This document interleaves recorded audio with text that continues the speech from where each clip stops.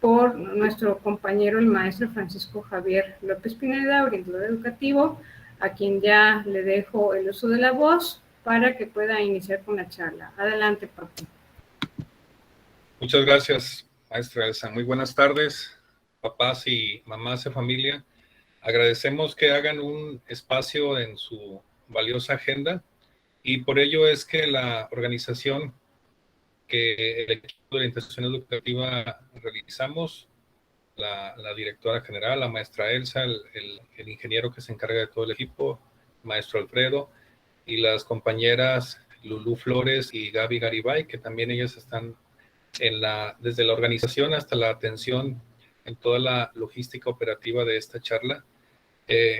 Preparamos de manera concisa, de manera también un tanto directa, para que si hubiera necesidad de ampliar esta información, ustedes tengan toda la confianza de acercarse con el personal de orientación en el que sus hijas y sus hijos están estudiando.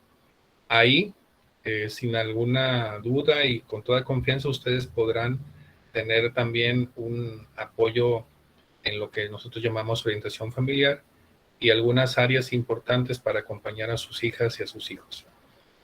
El día de hoy les queremos compartir algo que fíjense que en todas las culturas, hasta en otro tipo de seres vivos que no somos los humanos, también en los animales, se da como un acompañamiento, una preparación para que el desarrollo de la vida del ser vivo, y hablo de ser vivo porque les estoy diciendo que no solo con seres humanos, llegue a su culmen, llegue a cumplir su objetivo, que es un crecimiento y un desarrollo saludable. Y este concepto es el autocuidado. Y aquí en la charla la ajustamos de esta forma, pensando cómo la familia, y más en estos tiempos, ahorita estamos en el contexto de la contingencia sanitaria, pero estos patrones de autocuidado, estas estrategias de autocuidado, no solo aplican para la contingencia sanitaria, aplican para todo el proceso de crecimiento y desarrollo en este caso, de nuestros hijos y nuestras hijas. Y por ello es que queremos compartir algunas recomendaciones que puedan fomentar este concepto de autocuidado. Y vean el objetivo, ¿no? Que es el logro del bienestar físico y socioemocional. Aspectos muy importantes. Vuelvo a repetir, ahorita enfatizando por el contexto de la contingencia, pero necesarios en cualquier contexto y en cualquier momento. Las recomendaciones por aquí ya se las habíamos puesto y miren, una forma que no falla y nunca va a ser de sobra. Tanto a ustedes como a sus hijos siempre hay que potencializar, hay que reconocer todos los esfuerzos que ha implicado hacer las adaptaciones para vivir este momento que a nivel de salud ha impactado tanto en nuestra forma de vida. Entonces, no hay que dejar no hay que dejar de felicitar, de fomentar, reconocer los esfuerzos, los propios que ustedes como papás y mamás realizan, pero también a sus hijas y a sus hijos. ¿Qué entendemos por autocuidado? Según la Organización Mundial de la Salud, obviamente es una descripción mucho más amplia, pero yo la sinteticé en una actitud activa y responsable con respecto a la calidad de vida. Y hay varias palabras claves. Por ejemplo, actitud y también la palabra aptitud. Más adelante vamos a revisarlas cada una de ellas. Para realizar de forma voluntaria y sistemática actividades dirigidas a conservar la salud y prevenir enfermedades. Y cuando se padece una de ellas, adoptar el estilo de vida más adecuado para frenar la evolución de esta.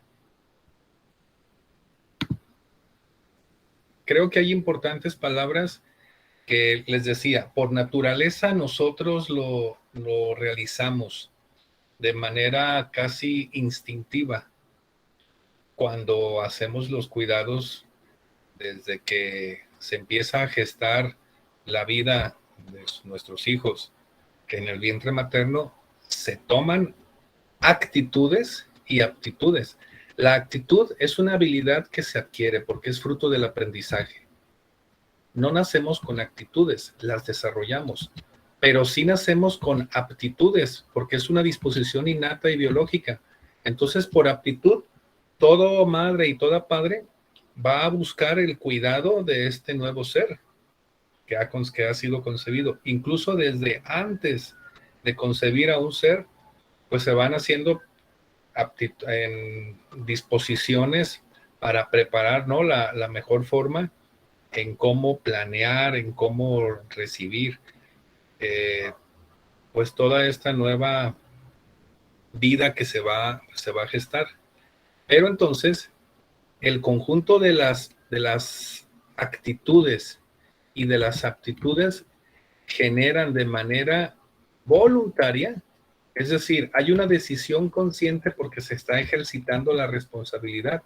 Si no, pues no hay voluntad. Si lo hago porque no hay un razonamiento, no podemos hablar de libertad incluso. Y la palabra sistemática implica que hay hábitos, que hay constancia, que hay una planeación y que va siendo progresiva. Entonces, hay que conservar, dice también esta palabra clave, que quiere decir que es un proceso natural de supervivencia de todo ser vivo. Es para la conservación de mi salud. Y esas cuestiones, vaya, nunca nadie va a buscar el malestar, al menos conscientemente. Se utilizan todas estas aptitudes y todas esas cuestiones que hemos estado hablando para que prevalezca la vida y que se desarrolle en su máxima capacidad. Viene también la palabra clave que es prevenir. Y es una estrategia activa que va dirigida por objetivos claros. Y el objetivo es la conservación del desarrollo pleno de la vida. Y finalmente hay otra palabra clave que es el de adoptar un estilo de vida, porque eso implica cambiar creencias, hábitos, que le llamamos técnicamente la palabra paradigma. Entonces, decía la definición, me regreso un poco, para que adoptar un estilo de vida más adecuado cuando ya se padece alguna enfermedad o cuando ya se está en una situación pues que no es de las más funcionales. Entonces yo ya no la voy a poder erradicar y ya es lo más que puedo disminuir los efectos pues incómodos o negativos de esa situación. Entonces lo que tengo que hacer es un cambio de paradigma. Una persona que le diagnostican alguna enfermedad crónica no transmisible como diabetes, tiene que generar un cambio en su estilo de vida que le ayude a minimizar los riesgos y los impactos desfavorables. Entonces, estas palabras claves tienen que ver con el autocuidado. Varias teorías hablan de diferentes tipos, entre ellos pues, el físico, el emocional y social y el cognitivo. Un poquito el emocional y el cognitivo entrarían en el esquema psíquico, pero prácticamente son los rubros en los que habría que estar al pendiente. El aspecto físico. ¿Por qué? Porque bueno, si no hay cuidado físico, no hay crecimiento. Y si no hay crecimiento, no hay desarrollo. Y si no hay desarrollo, pues tampoco se dan los esquemas de relación, que son los que implicaría en el ámbito social. Entonces, vamos a revisar algunos aspectos importantes, porque para ello, fíjense, por lo general, desde el inicio de la vida, en la etapa, por ejemplo, ya de preescolar, ¿no? O primera infancia, como se les llama en algunos estudios de ciclo de vida, empezamos a cuidar, pues, que coman, que duerman, a los niños y las niñas, que coman, que duerman, pues cuidarlos de accidentes, que laven sus dientes, que tomen agua y con todas esas cuestiones que tienen que ver con el cuidado físico, pero ya son actitudes en las cuales vamos educando a los niños y a las niñas para que ellos vayan generando esos hábitos. Y por lo general así continuamos. Cuidados materiales, cuidados de salud, cuidados pues físicos en general, su ropa, su alimentación, todo ello. Pero por lo general nos olvidamos o a veces lo damos por hecho de los cuidados emocionales. De hecho, el eje de este programa de salud mental son todas esas habilidades socioemocionales y nosotros hemos dado algunas pinceladas compartiéndoles conceptos que tienen que ver con la educación emocional. Decía alguna vez en alguna de las conferencias que dábamos presencialmente un papá y un papá de familia, pues yo le he dado a mi hijo de todo. Yo he participado con él, yo le doy sus cuestiones de educación, de salud, incluso diversión y hasta sus gustos. Y de repente nosotros se nos puede escapar el autocuidado emocional. No solo el que le brindamos a nuestros hijos, los cuidados emocionales que brindemos para ellos, el fomentar en ellos estas actitudes y utilizar estas actitudes para que ellos y ellas generen conscientemente este importante concepto, que son todas estas técnicas y actividades que aplica una persona para lograr la estabilidad física y también el bienestar mental, que ese con frecuencia se nos olvida. Miren, en el ciclo de vida de los chicos y chicas que están en la prepa, por el hecho de ser menores de edad, todavía estamos muy al pendiente de sus estados anímicos, estamos muy al pendiente, no se diga de su situación física, su manutención. Pero cuando son mayores de edad y ya consideramos que ya están en la facultad y que ya ellos se valen por sí mismos y que ya ellos pueden y que manejan su libertad, se empieza a descuidar mucho esta cuestión del fomentar los autocuidados emocionales. Y es una etapa importante porque cambian o llegan a la mayoría de edad y empiezan a vivir unos roles distintos a los que vivían cuando había muchos cuidados todavía alrededor de ellos. Entonces ahí se dan todavía ciertas crisis importantes y que ya van a marcar el rumbo de vida en las decisiones que tomen chicos y chicas que están en formación ya profesional. Entonces por eso es importante que tengamos en cuenta también, así como fomentamos los cuidados físicos, los cuidados materiales, los cuidados académicos, fomentar también en nuestros hijos los cuidados emocionales, el autocuidado emocional. ¿Qué es lo que hay que cuidar? ¿Qué es lo que se recomienda favorecer? 3 aspectos. Decía hace algún tiempo un pedagogo, ¿no? Que aplicar en la cuestión de los cuidados, aplicar las preguntas del qué, cómo, cuándo, a qué hora, dónde, con quién y cómo. Y este pedagogo, dibujaba una línea ahí en un pintarrón y lo segmentaba según el ciclo de vida que iban pasando, en este caso los hijos y las hijas. Y en la primera infancia decía, nosotros les decimos qué, nosotros les decimos cómo, cuándo, dónde, con quién, a qué horas y todo. Yo le digo a qué horas dormir, yo le digo a qué hora come, yo le digo qué se pone, yo le digo qué se viste. Pues la etapa de bebés y hasta los 3 años más o menos. Luego dice, entran al preescolar y yo le digo otra vez qué, cómo, cuándo, dónde, por qué. Y a veces, ya él me dice el cómo quiere la ropa o cuál ropa quiere. Y luego se pasaba al siguiente ciclo de vida, el de la primaria. Dice, todavía le digo qué, todavía le digo cómo, cuándo, dónde, a qué horas, con quién, dice, pero de repente ya hay unas variantes en las que él ya me dice, esta comida no me gusta, con este amigo no quiero platicar, no quiero ir yo a tal paseo. Ya hay algunas cosas en las que se empieza a reducir el margen en que voy a aplicar esas preguntas. Y luego nos vamos a la secundaria.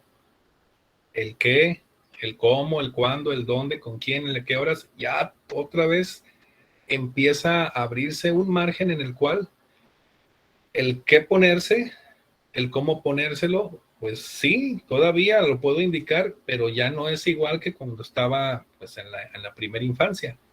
Y se van a la prepa. Y ese qué, cómo, cuándo, dónde empieza a ampliarse más, o sea, ya no es tanto en lo que puedo inferir y son mayores de edad y todavía menos. ¿Qué es lo que se ejercita?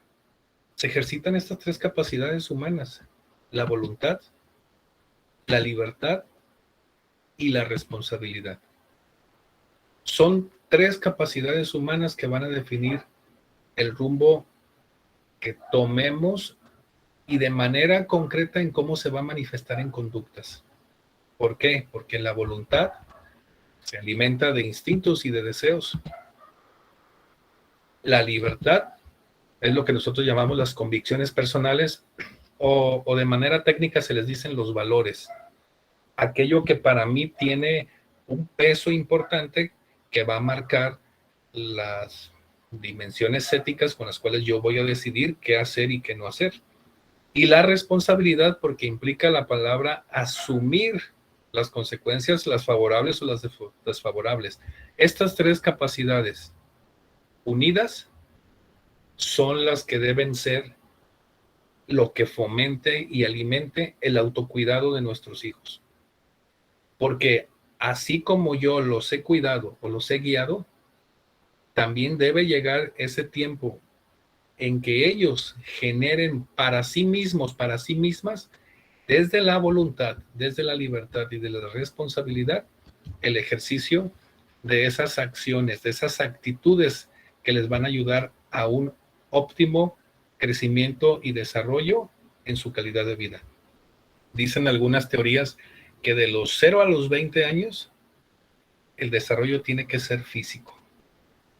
Que de los 20 a los 40, tiene que haber un gran desarrollo en los aspectos cognitivos, sobre todo emocionales, más que cognitivos, emocionales. Y que de los 40 en adelante debe de haber un desarrollo de la conciencia en la reflexión de la existencia, los porqué de la vida, el sentido de la convivencia y esas cuestiones. En algunos estudios de clásicos teóricos de la psicología y de la fisiología se hablaban de pirámides de necesidades, donde si no está el crecimiento y el desarrollo adecuado, no puede haber desarrollo emocional. Y si no puede haber desarrollo emocional, no se puede compartir ese desarrollo individual a nivel social. Entonces, estas tres capacidades son las que hay que gestionar con nuestras hijas y con nuestros hijos. Porque la importancia de este autocuidado va, en primer lugar, a mantener y prevenir una salud. Y me voy a ir principalmente por la básica, ¿no? La salud física. A la par de esa salud física va a abarcar una salud emocional y si la pudiéramos llamar así, también una salud relacional, porque es la forma en que yo en mi individualidad voy a compartir con los demás, llámese familia, llámese hermanos, llámese compañeros de clase, compañeros de trabajo. Así que este autocuidado requiere que se asuman estas capacidades que les mostré anteriormente: la voluntad, la libertad y la responsabilidad. Algunas ideas para el autocuidado en general y haciendo énfasis en el emocional se podrían considerar físicas, pues hidratarse, hacer ejercicio, tomar en consideración el descanso, alimentación pues, consciente, entender que hay que tener esa conciencia que en educación emocional se le llama autoconciencia o también conciencia emocional. Y algunas técnicas hablan de pues, mantener una especie de diario y ser totalmente honesto acerca de los sentimientos que experimentamos. El darse tiempo para la reflexión o el consultar también a profesionales de la salud cuando sintamos que no podemos solucionar nuestros problemas solos. Una estrategia de autocuidado importante que ahorita más en esta comunicación virtual que estamos teniendo es la desconexión virtual.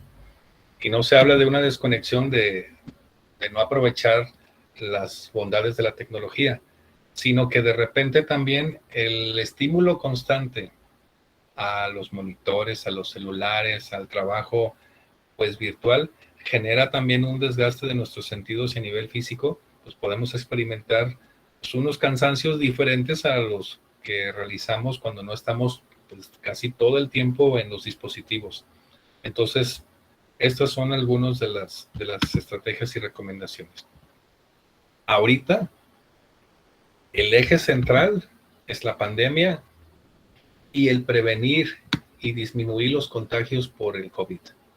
Entonces, hay recomendaciones sanitarias que esas están muy, muy difundidas ya y que de repente, desde la falta de, voy a usar esta palabra, ¿no? De la conciencia plena de lo que implica estar en un riesgo de contagio en una situación de pandemia, puede de repente hacerse fácil a quienes no han experimentado un contagio o no han experimentado el vivir de manera cruda lo que implica tener el contagio por el virus de COVID y poder pensar, pues, no, pues a mí no me va a dar.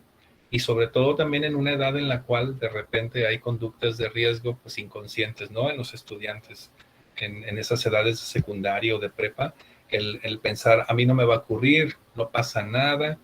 Y pues no cumplir estos lineamientos básicos. El hecho de lavarse las manos frecuentemente, utilizar el cubrebocas, el hecho de estornudar con el nombrado estornudo de etiqueta, el usar las cubrebocas o las mascarillas. Muy importante, dicen los médicos, la distancia adecuada, el no estar en espacios cerrados o con aglomeraciones.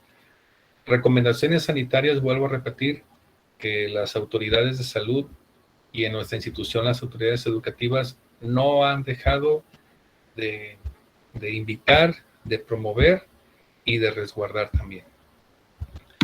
Entonces, les quiero compartir un material, un video que habla de manera muy sintetizada de los temas que acabamos de compartir en este momento. Lo proyecto y hacemos algunos comentarios. Las responsabilidades diarias suelen tenernos enfocados en cumplir con todos nuestros deberes, como si estuviéramos en piloto automático, sin detenernos a sentir y pensar cómo estamos realmente. Si seguimos a este ritmo, nos podría provocar colapsar y elevar sensaciones de malestar. Por eso te queremos invitar a conocer el concepto de autocuidado. Se refiere a poder incorporar en nuestro cotidiano acciones que permitan cuidarnos a nosotros mismos y prevenir sensaciones desagradables. ¿Cómo hacerlo en el hogar? En estos tiempos que estamos más expuestos a pantallas, estamos con más dolores de cabeza y ojos irritados. Deja momentos de desconexión y donde puedas descansar estos sentidos y probar activar otros. Ten claro qué cosas a ti te hacen bien y vuelve a realizar actividades que disfrutes. Establece límites, es decir, cuando haya algo que te moleste o te cause daño, manifiéstalo. Protege tus espacios de descanso, como el dormir y detenerte en el día. No dejes tus amistades de lado. El psiquiatra chileno Luis Weinstein, que desarrolla teorías sobre el bienestar desde una mirada comunitaria, nos comenta sobre el concepto de amistosofía, indicando que la amistad da sentido a la vida. No dejes de comunicarte al menos una vez a la semana con alguien de confianza, donde puedas sentirte escuchado y aceptado. Por último, siempre es buen momento para tomar conciencia de tu respiración. Este es el canal directo para conectar con lo que estás sintiendo, bajar la intensidad de sensaciones desagradables y darte cuenta qué es lo que estás necesitando.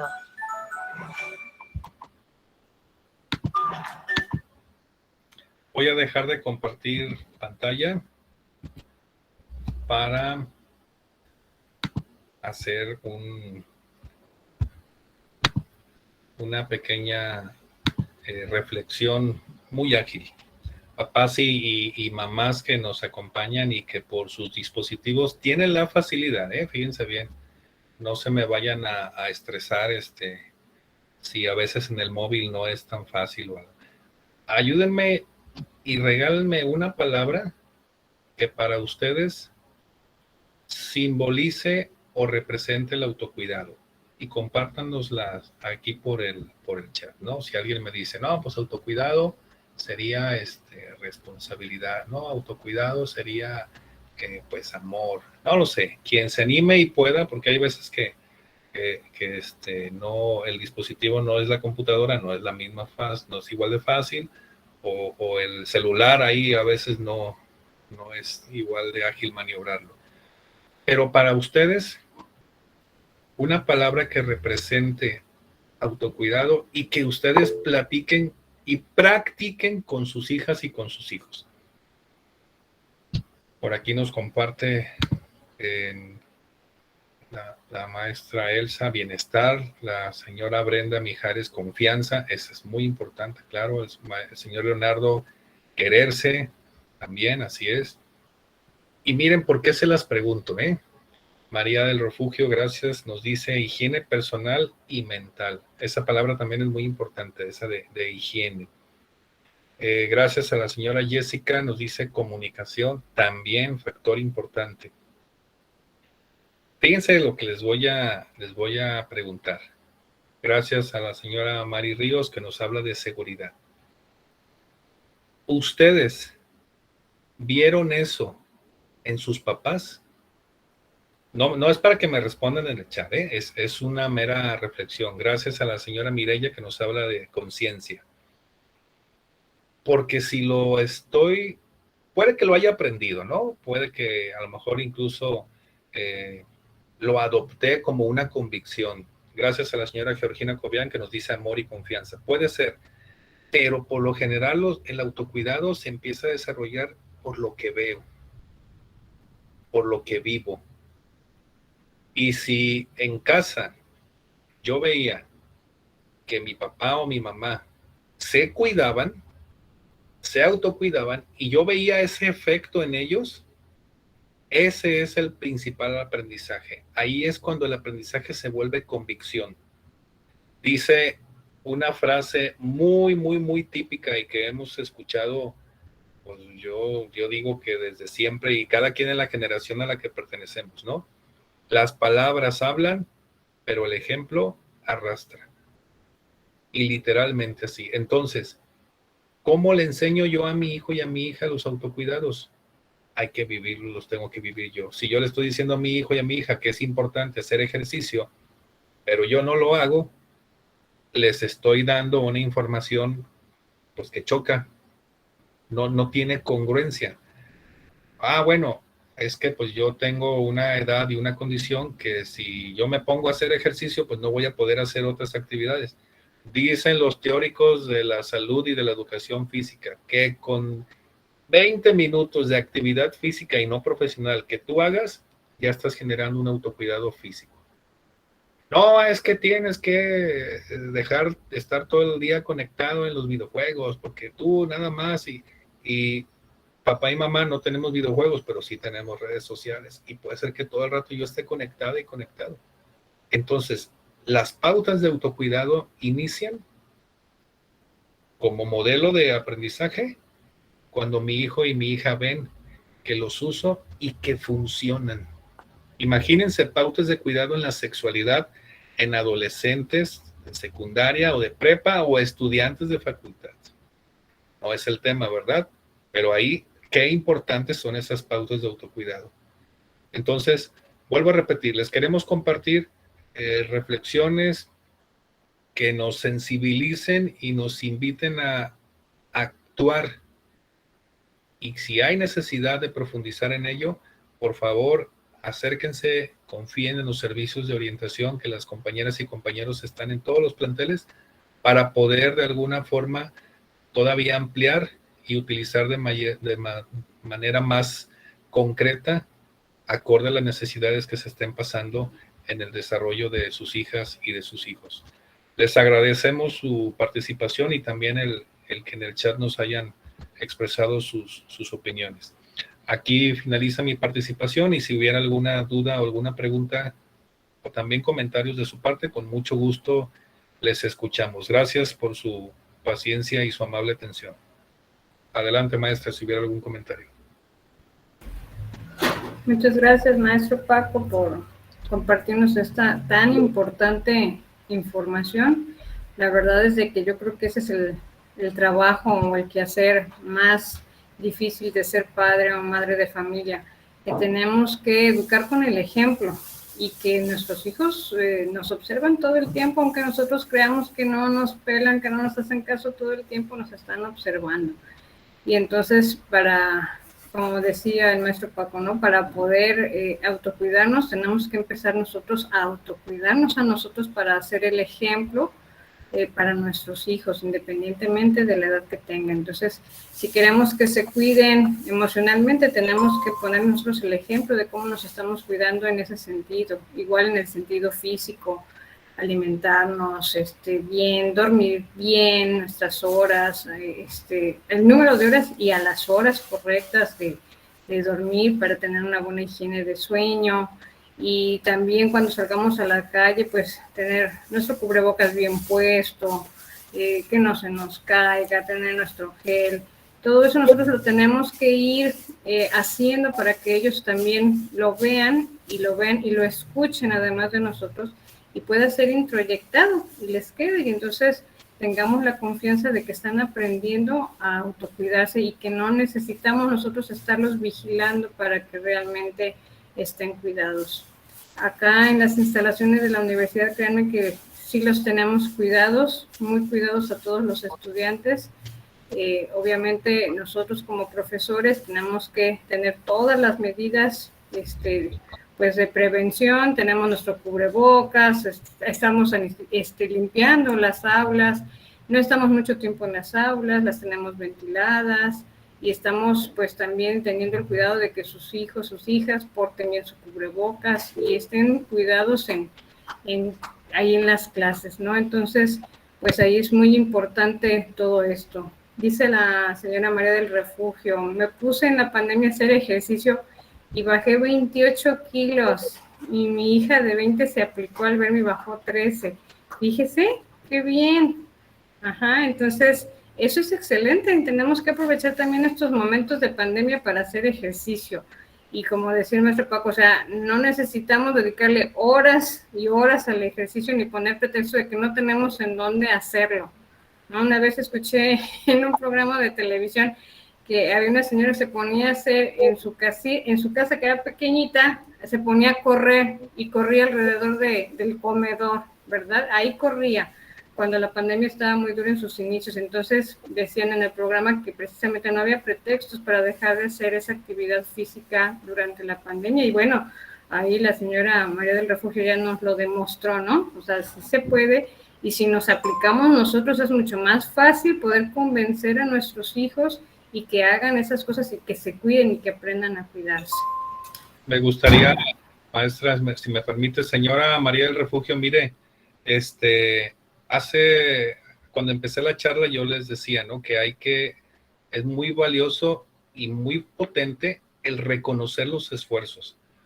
La vamos a invitar y la vamos a preparar, a lo mejor usted ya lo sabe hacer, a que nos dé una conferencia motivacional. Porque miren, de verdad, la mente somatiza coraje, solo enfermedades, también conductas. Y cuando nosotros no tenemos las ganas de hacer ejercicio, pese a todas las actividades que de verdad y que son reales y son difíciles, pero eso habla de que hay una actitud en nosotros de estancamiento, de falta de movimiento. Y no es porque sea negativo, porque a veces las cosas de la vida son duras, son difíciles. Y hacer eso que usted hizo, señora María del Refugio, es así como para que se ganara unas medallas. Ya dijo, ya aceptó. Y cuando le digo ya aceptó, es que de verdad, así como se contagian las emociones, por así decirlo, ¿no? Las desagradables, ¿no? Nos ponemos de malas cuando alguien está de malas, nos entristecemos por una tragedia. También se contagian estas, porque hay un factor motivacional que dice, oiga, ¿cómo le hizo? Oiga, es que yo tengo condiciones y eso también es motivante. Yo le quiero invitar, tanto usted como su hija, regálense un premio y no necesariamente tiene que ser un premio material, pero sí regálense un premio de reconocimiento mutuo.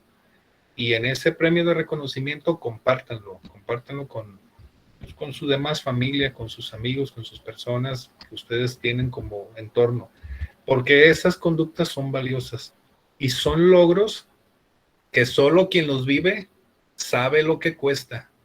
Es un cambio de paradigmas muy, muy, muy fuerte que de repente, vuelvo a repetir, ahí nos podemos ver estancados y estancadas por toda la cotidianidad de las obligaciones que en la vida hacemos. Así que, bueno, yo desde aquí le mando un aplauso y una felicitación.